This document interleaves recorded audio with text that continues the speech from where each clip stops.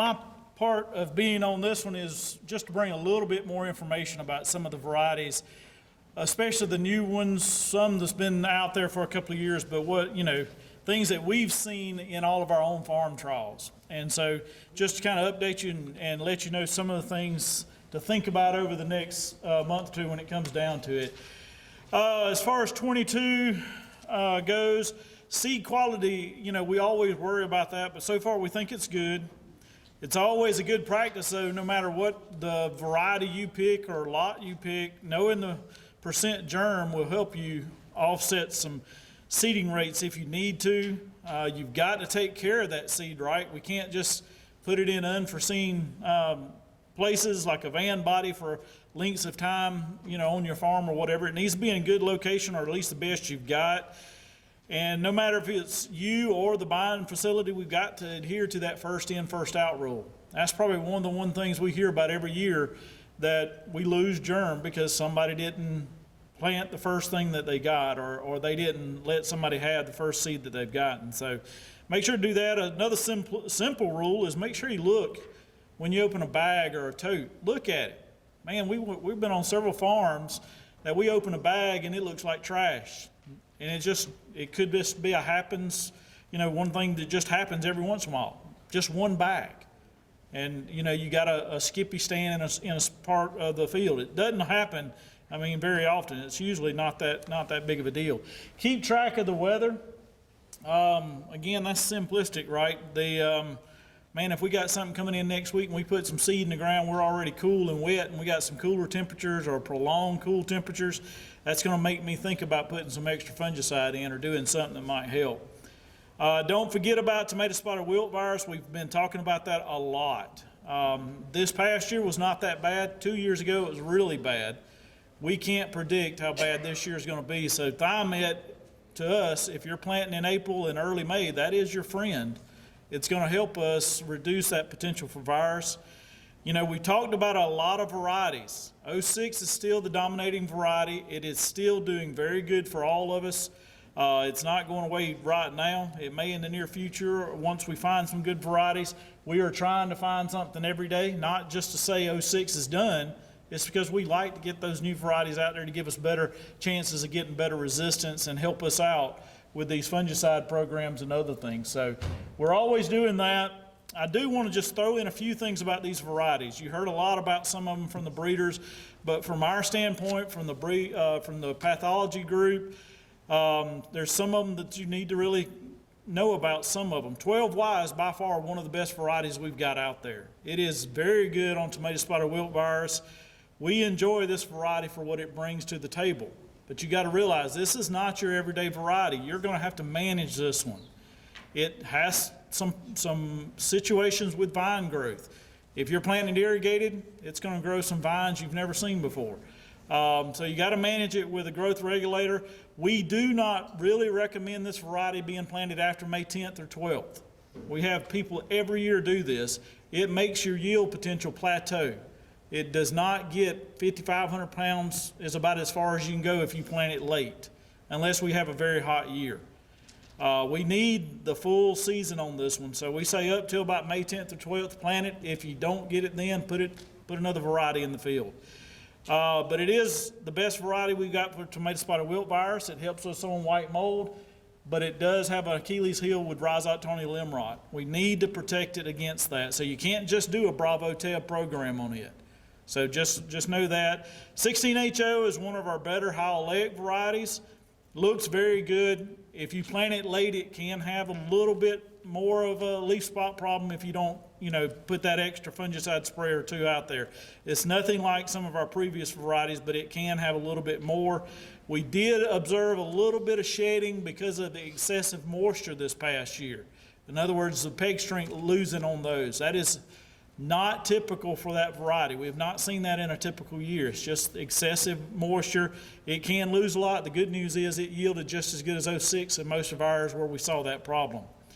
18RU, it has a little bit more susceptibility to tomato spotted wilt virus based on what we see. So to me, it's not an April planted variety. I'm going to push it into May and put Thimet under it if you just have to plant it in April, but I like Thimet under everything. But nevertheless, if we push this one into May, it's going to do very well for us. It has done very well for us, yield and grade. The 20 VHO, you've heard about that. We're just now getting that one out there. And it looks good. I love the growth habit of it. It's really short in height, and it spreads good, but we are seeing some problems with, if you overmanage it with water, you can see reduced yields. And that's something from losing some peg strength, but just loss of yield overall. So we're still investigating that. I'm not saying that's a variety we're going to do away with. It's just that we, kind of like 12 Wild, we got to understand how to manage it. Tifton V Howell, again, probably one of the better varieties that we got right now for nematode resistance. We are looking very optimistic about what's coming next. So that's what we would like to see, is those kind of varieties keep coming to us.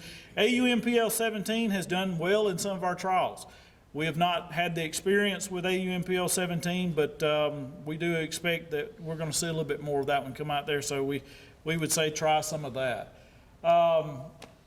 What to do, or what do I need in furrow? Again, this is just some things that I like to go over. As far as seeding rate, 6 to 7 on singles, 6 to 8 on twins is where we would like to be. We have tested this quite a bit, and we got a lot of people planting single row that think they got to go 9, 10 seed per foot to get a good stand. Well, we're causing more seed rot, and we really don't get any better stand, maybe a half a plant to a plant better. And we're spending upwards of $36 to $40, $45 an acre more in seed, and that's not helping us none. So we don't think you need that. Again, Thimet, with the virus the way it is, we think that's the way to go. I know there's cheaper and easier options out there, but if you're going to plant early, that's something that we would really recommend you doing. Fungicides, extra fungicides, you know, that's whether or not you think you need it. It is not going to hurt you. Inoculants, by far, that's a real good insurance policy. We like going out there with inoculants. It ought not cost you a lot of money.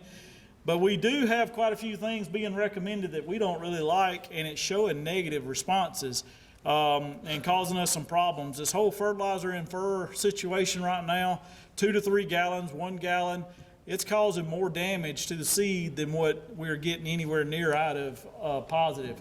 We're showing anywhere up to 40, 50% stand loss with these fertilizers greater than a gallon per acre going in the right there with the seed. The less than a gallon, what we've seen with it doesn't hurt your stand as much, but it does slow your emergence down 1 to 3 days. That could make a big difference with tomato spotted wilt virus. So things like this, we're not doing ourselves any good. We're still looking at a lot of this. We're going to be conducting more research in this, but right at this point, we are not changing our recommendations. We do not recommend any fertilizers going in with the seed. So just know that. This is something we've already talked a lot. I'm not going to spend a lot of time here. It's my last slide. Maintain your planters. We got to go through them. Make sure your fertility and pH is right. We've shot ourselves in the foot there in some places. Start weed free and get a good seed bed. We've had some people doing some reduced tillage with a lot of cover or a lot of residue from previous crops, and we go in there and plant and don't move that trash out of the way, and we basically put our seed in the trash, not in the soil. So that didn't help us much, so we may make sure we're doing our best job there. Planting conditions, make sure they're good, soil moisture-wise and temperature, 68 degrees for 3 days. Now, this is an obvious mistake, right? Do chase moisture, we're always chasing it. Do not chase it. I missed that. Every year, we did it this past May. Where I saw sporadic stands this year, last 2 weeks of May in dry land, what were we doing? We were trying to chase moisture. If it goes beyond 2 3/4 to 3 inches, guess what? You're probably not going to catch it. We're going to rot that seed or dry it out before we get there. So peanut is very remarkable in how well it can come up from deep in the soil. It's not that great, though, in some situations. So let's not chase that moisture if we can. Let's wait on it if we get in those situations.